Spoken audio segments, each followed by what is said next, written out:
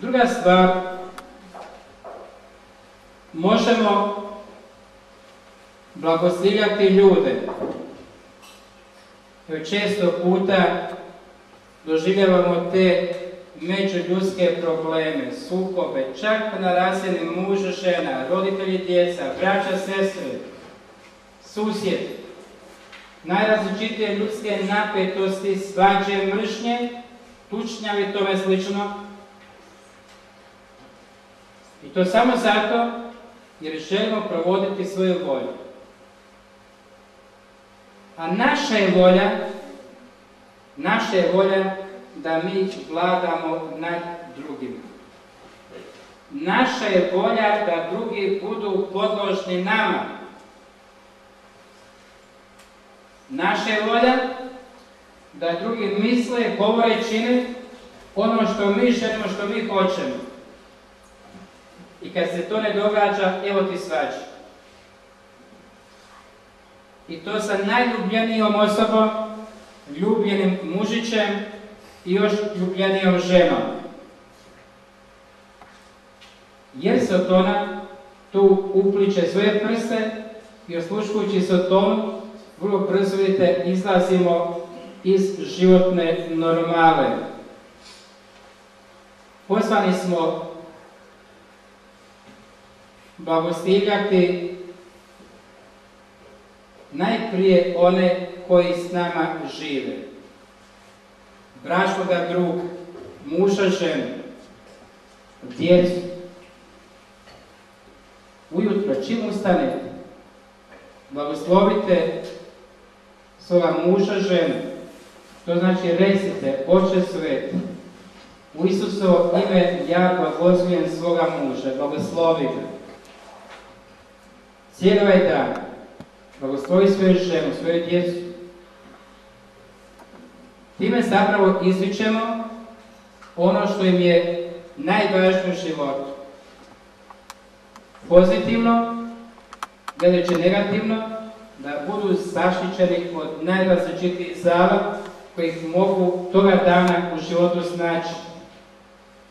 Koliko je važan taj blagoslov roditelja. Čitamo u knjizi Postanka, 27. poglavlju, gdje je Jakov na prijevaru došao do očevog blagoslova, kojeg je trebao primiti Esav, njegov brat, blizanac. Ali njihova mater, koja je više ljubila Jakova, znala je koliko je očev blagoslov važan i na prijevaru su došli do očevog blagoslova. Mi to ne moramo na prijevaru, jer nema samo jedan blagoslov, nego možemo sve redom blagoslivljati.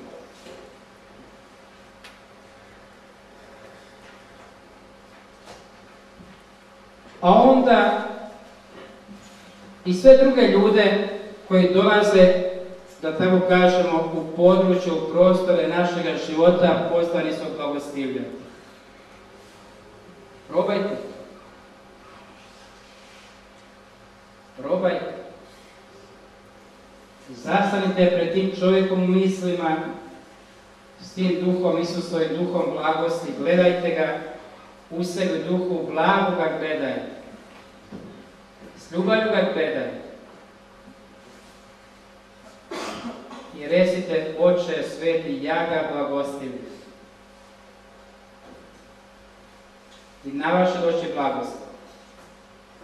Ali to je volja Božja za naše živote, kako smo čuli da je Petar rekao.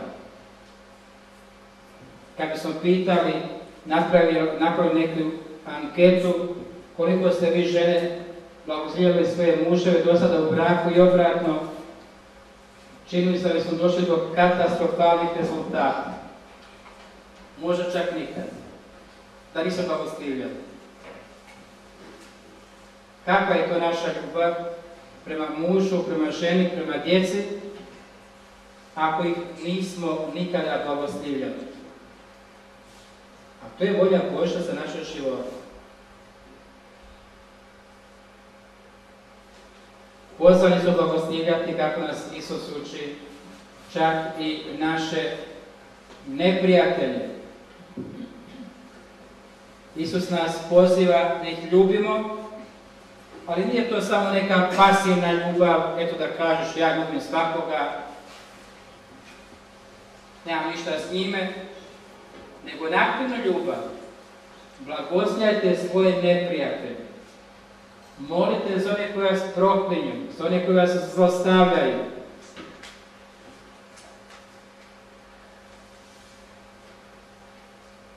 I to je, vidite, za nas Božja riječ, kako nam to pokazuje Isus u 6. poglavlju Lukinog evanđelja.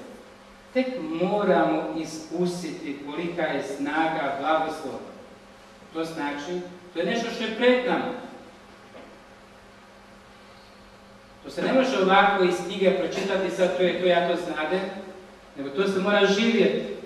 Iskusiti, doživjeti tu snagu blagoslova kad se tiče blagostivljanja ljudi. Treća stvar jest to da smijemo, možemo i moramo blagostivljati i stvar. Mi imamo blagoslove kuća, blagoslov obitelji. To je blagoslov i osoba i stvar. Blagoslovljati stvari s kojima se služimo. Eto, idemo na posao i na poslu blagoslovljati one stvari kojima se služimo, čekića pa nadalje. Da ne biste doživjeli kao ja kad sam jedan plot opravljao, pa neki glavo tamo dijete stoji, pa šta stojiš ti malo? Pa kaže, čekaj pa vidim šta župnik kaže kad se udari čekićem po prstu.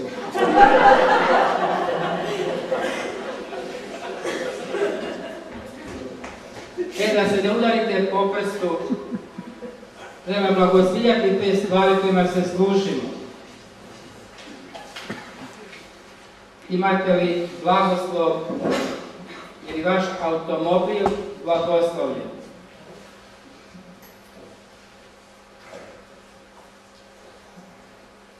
Jeste vi roditelji, kad ste nabavili svoje djeci kompjuter i mogućnost interneta, blagoslovili tu spravu? Da iz nje na djecu ne dođe prokletstvo, zlo, grijeh, nego da bude na blagoslov. Te problem je što mi to sve gledamo tako samo naravno. Kao da se ništa od nas ne traži, da mi ne moramo ništa. To se nabaviti, to je to. Treba to i blagosloviti. I vi to možete i morate blagosloviti. Nemojte dosađivati veličanstvom Pavi i zvati da on blagoslovi vaš kompjuter. Reći da je spravčan ili ste ludi.